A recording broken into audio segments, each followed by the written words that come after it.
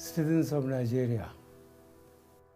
It is with full gratitude to God that today we celebrate Nigeria's 61st independence anniversary.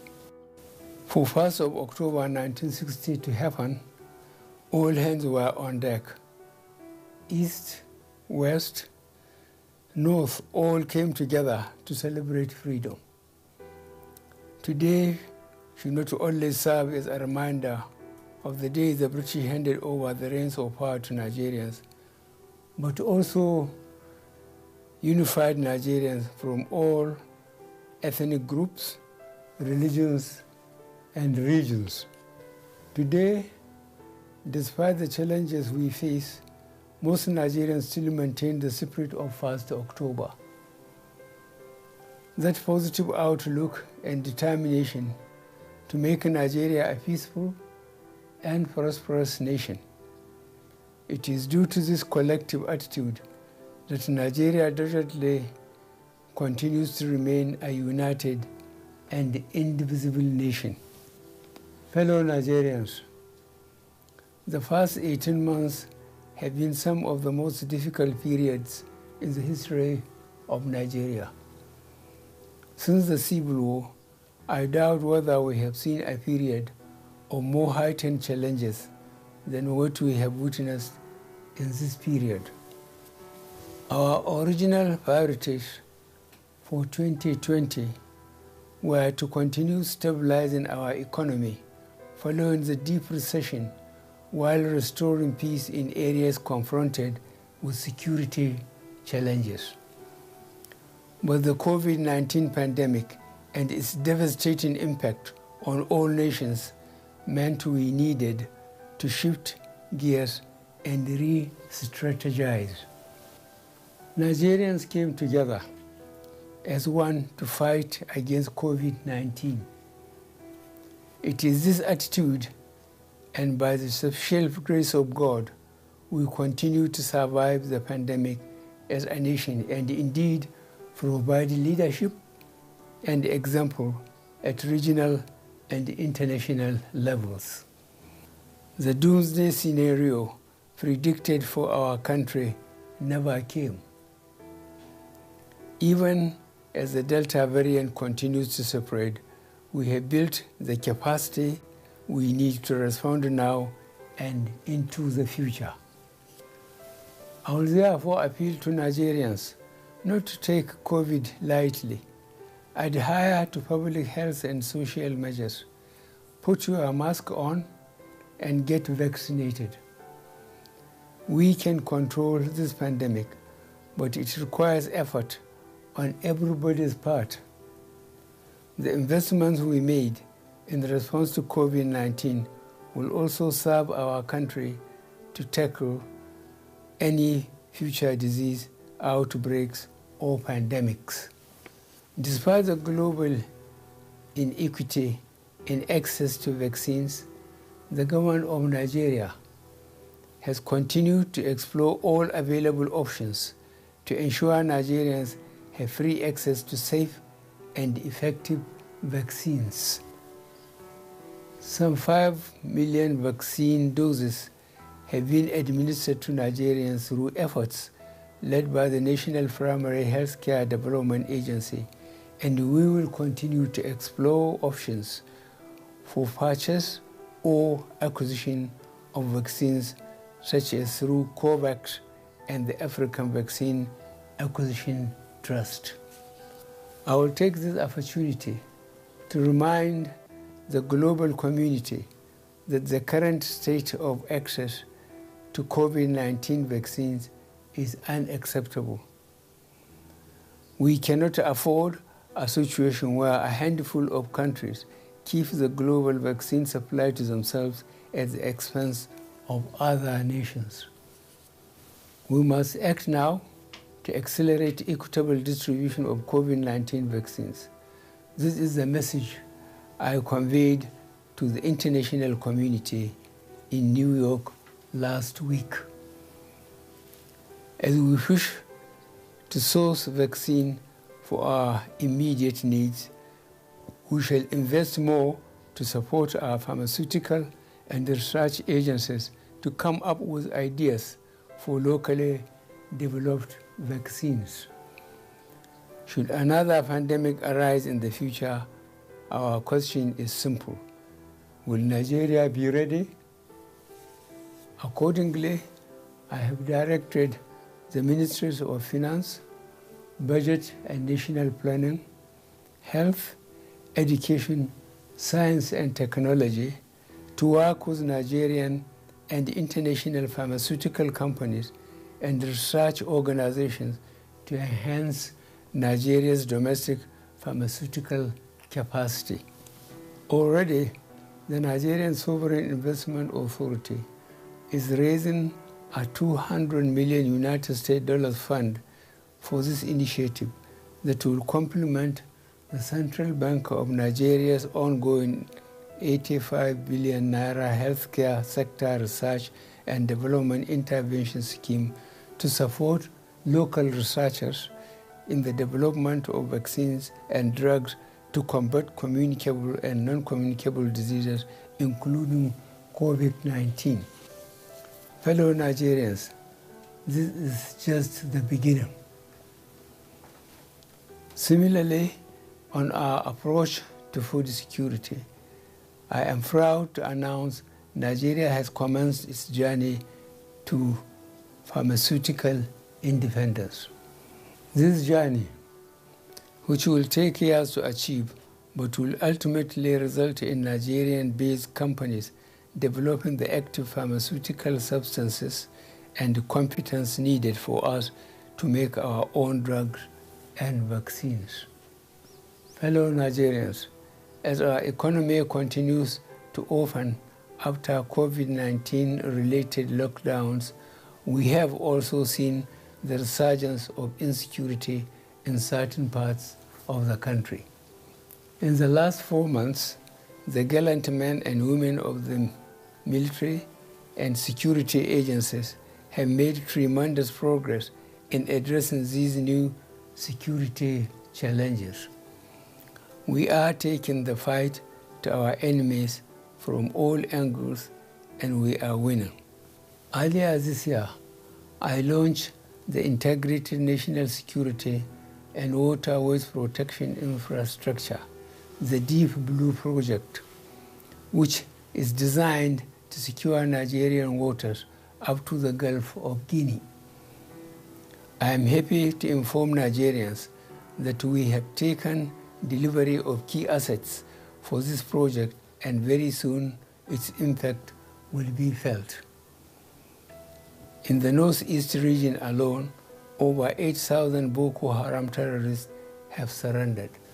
To support our surge approach to fighting banditry, the Nigerian Armed Forces have recruited over 17,000 personnel across all ranks. Furthermore, I have also approved for the Nigerian Police Force to recruit 10,000 police officers annually over the next 6 years. I am also pleased to note that most of the Air Force platforms we acquired over the past 3 years have started to arrive in Nigeria. These will positively impact on security operation in all parts of the country. In line with Section 14, subsection 2b of the 1999 Constitution as amended, the security and welfare of Nigerians continue to be the prime focus on which programs and projects of our government revolves. Therefore, as a government, we are ready to arrest and prosecute all persons inciting violence through words or action. Our resolve for a peaceful, united, and one Nigeria remains resolute and unwavering. That said, our hope is not to fight for peace. We can always settle our grievances peacefully without spilling any blood. I will therefore take this opportunity on this official day that symbolizes the unity and oneness of our great nation, to ask all Nigerians to embrace peace and dialogue, whatever your grievances. The seeds of violence are planted in people's heads through words. Reckless utterances of a few have led to losses of many innocent lives and destruction of properties. Such unfiltered and unsubstantiated lies and hate speeches by a few evil persons must be stopped. Our media houses and commentators must move away from just reporting irresponsible remarks to investigating the truth behind all statements and presenting the facts to readers. We must all come out and speak against the lies being peddled. At this point, I would want to sincerely appreciate the large number of our traditional, religious, and community leaders, as well as other well-meaning Nigerians who, in their various fora, are openly spreading the message of peaceful coexistence and conflict settlement through dialogue in their respective communities. Nigeria is for all of us. Its unity is not negotiable, and its ultimate success can only be achieved if we all come together with a common goal of having peace and prosperity for our nation. We shall continue to work on dialogue-based solutions to address legitimate grievances, but we remain ready to take decisive actions against secessionist agitators and their sponsors who threaten our national security. The recent arrests of Nnamdi Kanu and Sunday Adeyemo and the ongoing investigations being conducted have revealed certain high-profile financiers behind these individuals. We are vigorously pursuing these financiers, including one identified as a serving member of the National Assembly. Fellow Nigerians, this is a clear example of how people abandon their national leadership positions for their selfish gains. Instead of preaching unity, they are funding and misleading our youth to conduct criminal acts that sometimes lead to unfortunate and unnecessary loss of lives and property. As the so-called leaders ran abroad to hide, our innocent youth are misled and left in the streets to fight for their senseless and destructive causes. Government will continue with greater level of people's participation and in collaboration with our international partners to improve the security architecture, reduce an enabling environment for criminality to thrive, and eliminate opportunities for terrorism financing. Fellow Nigerians, our unrelenting effort at resolving an almost 2 decades toil on the management of our petroleum resources and ensuring equitable consideration to our host communities has resulted in the enactment of the Petroleum Industry Act 2021. This act not only overhauls the institutional, regulatory, and fiscal framework of the petroleum industry, but also reduces the previous opacity associated with this sector. This is the first step to the reform, as the process is a continuous one. Already, to further improve the governance framework, I have sought for an amendment of Section 11, subsection 2b, and Section 34, subsection 2b. We also continue to review and amend as appropriate. At this juncture, It is very appropriate that I salute the leadership and members of the Ninth Assembly for their patriotism, dedication to duty, candor, and most importantly, the dispatch with which they have enacted legacy legislations for this nation. I do not take such level of cooperation for granted and hope it continues for the overall efficiency of the federal machinery. Nigeria's roadmap on local refining is on track with the commissioning of a modular refinery in Imo State. A second is scheduled for commissioning by the end of this year in Edo State, and the third one in Bayelsa State by 2022. In addition to the modular projects, we also have the two mega refinery projects coming up in Lagos and Akwa Ibom State.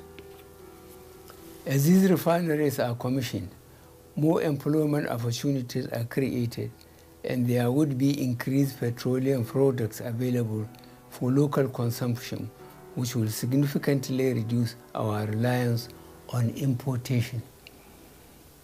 In further demonstrating our plan to reduce our dependence on oil and tapping from our enormous gas resources, this administration remains committed to the Decade of Gas initiative, which is aimed at bringing to focus the utilization of our huge gas resources. Already, we are supporting and promoting various gas-based projects, including NLNG Train 7 and the mega urea and ammonia projects in the South-South region. As we continue to optimize and enhance our oil and gas sector, I am also proud and delighted to state that our economic diversification strategy remains on course with the persistent increase in non-oil sector contribution to GDP. We recovered from economic recession in Q4 of 2020 with a GDP growth rate of 0.11% and grew by 0.51% and 5.01% in real terms in the first and second quarters of 2021. The agricultural sector remains key to our economic diversification efforts, as the sector has been a consistent driver of the non-oil sector, contributing 22.35% and 23.78% to the overall GDP in the first and second quarter of 2021. We have seen significant private sector investment in almost all areas of the agricultural value chain, and these have continued even during the COVID-19 pandemic. Unfortunately, as our food production capacity has increased, food prices have been going up due to artificial shortages created by middlemen who have been buying and holding these essential commodities for profiteering. To address this, I am hereby directing the Ministry of Agriculture and Rural Development to rehabilitate the National Food Reserve Agency and also work with security agencies, the Nigerian Commodity Exchange, and the National Assembly to find a lasting solution to these disruptive and unpatriotic hoarding activities. To further enhance food production, we have completed several new dams and are in the process of rehabilitating several river basin development authorities to enhance groundwater supply for rain-fed agriculture, as well as surface water for irrigation agriculture.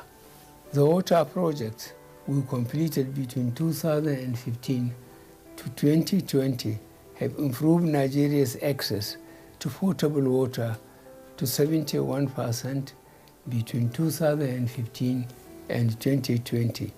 This means 12.5 million additional Nigerians now have direct access to potable water. Fellow Nigerians, this government remains concerned by the significant transportation infrastructure deficit we have. Addressing the challenges our commuters and lorry drivers face on the motorways is still a high priority to us. To complement our budgetary allocations, the Presidential Infrastructure Development Fund and the Road Infrastructure Development and Refurbishment Investment Tax Credit Scheme, we recently established a 15 trillion naira infrastructural corporation of Nigeria Limited, which is expected to begin operation by the fourth quarter of this year. Infraco will also focus on leveraging resources on a public-private sector basis for infrastructural development in Nigeria. We hope through these innovative programs, the additional cost burden on individuals and businesses because of inefficient logistic operations will be reduced and ultimately eliminated. We currently have over 13,000 kilometers of roads and bridges under construction all over the country, of which a fair percentage have been completed. As we fix our roads, we also continue to extend and upgrade Nigeria's railway network with the notable opening of the Warri to Itape standard gauge rail line. To increase capacity, we have introduced more locomotives, coaches, and wagons, including the establishment of our wagon assembly in Kajola, Ogun State. The seaports, however, still remain problematic. The effect of our various interventions to reduce the gridlock and inefficiencies have been slower than expected. However, the implementation of the electronic call-up system, as well as the conversion of the Lily Pond container terminal to a vehicle transit area will further enhance the ease of cargo evacuation. Our prioritization of developing Nigeria's digital economy has positively impacted the contribution of the ICT sector to our GDP. We hope our present efforts to ensure all Nigerians use a national identification number, as well as our planned rollout of the fifth generation network technology, will ensure we stay in line with the global innovation curve as a nation. As we embrace the digital economy in Nigeria, we are fully aware of the prospects and the perils. Our policies have been developed to enable Nigerians to take advantage of the prospects and avoid the perils of digital technologies. Social media is a very useful platform that has enabled millions of Nigerians to connect with loved ones, promote their businesses, socialize, and access news and other information. However, recent events have shown that the platform is not just an innocuous platform for information dissemination. Rather, some users have misused the platform to organize, coordinate, and execute criminal activities, propagate fake news, and promote ethnic and religious sentiments. To address these negative trends, the federal government of Nigeria suspended the operation of Twitter in Nigeria on June 5, 2021 to allow the government put measures in place to address these challenges. Following the suspension of Twitter operations, Twitter Incorporated reached out to the federal government of Nigeria to resolve the impasse. Subsequently, I constituted a presidential committee to engage Twitter to explore the possibility of resolving the issue. The committee, along with its technical team, has engaged with Twitter and have addressed a number of key issues. These are A, national security and cohesion; B, registration, physical presence and representation; C, fair taxation; D, dispute resolution; and E, local content. Following the extensive engagements, the issues are being addressed, and I have directed that the suspension be lifted, but only if the conditions are met to allow our citizens continue to use the platform for business and positive engagements. As a country, we are committed to ensuring that digital companies use their platform to enhance the lives of our citizens, respect Nigeria's sovereignty, cultural values, and promote online safety.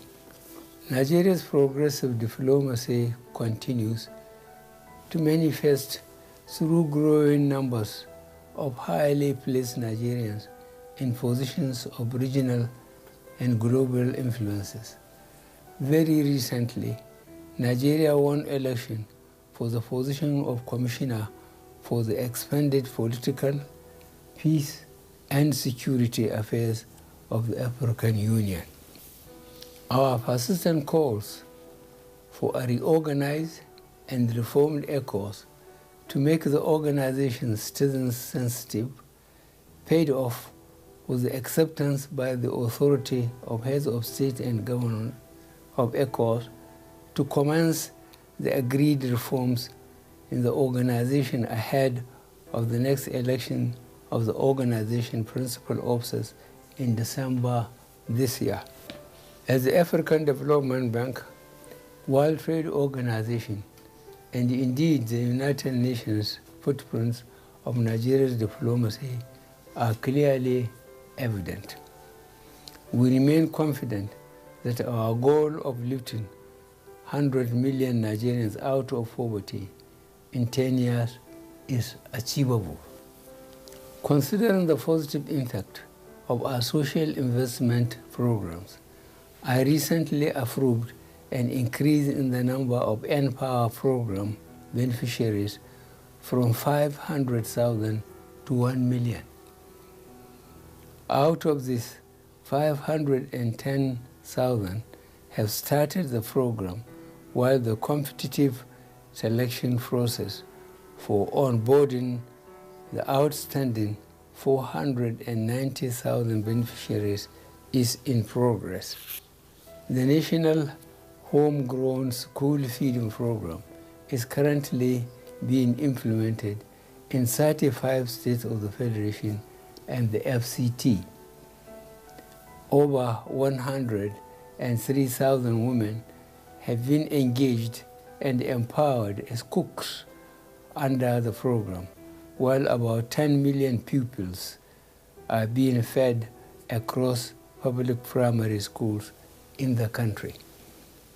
To grant increased access to credit to the most poor and vulnerable, I have directed an increase in the disbursement of government enterprise and empowerment program loans to an additional 1 million beneficiaries, laying more emphasis on the smallholding farmers through the Farmers' Money Program.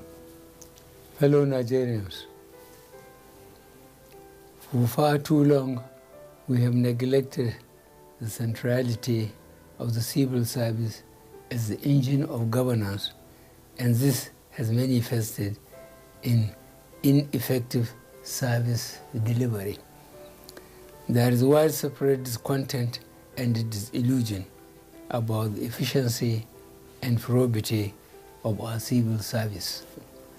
It is for this reason that we are refocusing the Nigerian civil service to provide world-class service to run our country. The youth of this great country remain propellants for our today and provide guarantees that we will have a secure tomorrow. It is for this reason that I remain focused on expanding opportunities for their participation in politics and governance. Recent appointments of young people into positions of authority and their track record so far gives me confidence that we need to bring more of them into governance, and this I promise to do. More specifically, to encourage girl-child education, female scholarship schemes, life skills, and digital literacy skills to boost girls' enrollment, retention, and completion of schooling are all initiatives put in place to ensure gender balance in appropriately positioning our youth for positions of leadership. The commitment of this administration to the well-being of people living with disabilities remain unwavering. Government recognizes their contributions to development, and I have, in this regard, directed all relevant government agencies pay sufficient attention to the peculiarities of different abilities in the implementation of policies and programs. Rape and gender-based violence remains a sore point in our nation, as in many countries worldwide, and this was worsened during and after the outbreak of the COVID-19 pandemic. We are currently engaging heads of courts to establish specialized courts for the speedy and seamless trial of rape gender-based offenses, especially to ensure that justice is done for child victims of sexual violence. On the other hand, work has advanced in the reformation, reintegration, and reunification of minors involved in one crime or the other. The reformation in our correctional services has manifested in an increase in modernized custodial centers and a transformation from strictly punitive to attitudinal changes so that criminals do not relapse into their previous lifestyles. As we begin to celebrate our 61 years as a nation, we need to be conscious that Nigeria does not start and end with the federal government. This country is a great collective where government at all arms and levels, as well as the private sector, and more importantly, individuals, have a role to play. In particular, security is a bottom-to-top undertaking. Joining hands and hearts together would enable us to secure ourselves and our country. I fully understand the anxiety of many Nigerians on the inability of this country to go beyond a never-ending potential for becoming a great nation to an actually great one. A lot has been achieved in the last 6 years on many fronts, in infrastructure, social care, governance, Nigeria's image and influence in Africa and the international community. But critics misdiagnose incremental progress as stagnation. Since coming to power, this administration has tackled our problems head-on in spite of the meager resources. No government since 1999 has done what we have done in 6 years to put Nigeria back on track. We shall continue to serve the country, listen to all, and protect our democracy and the country.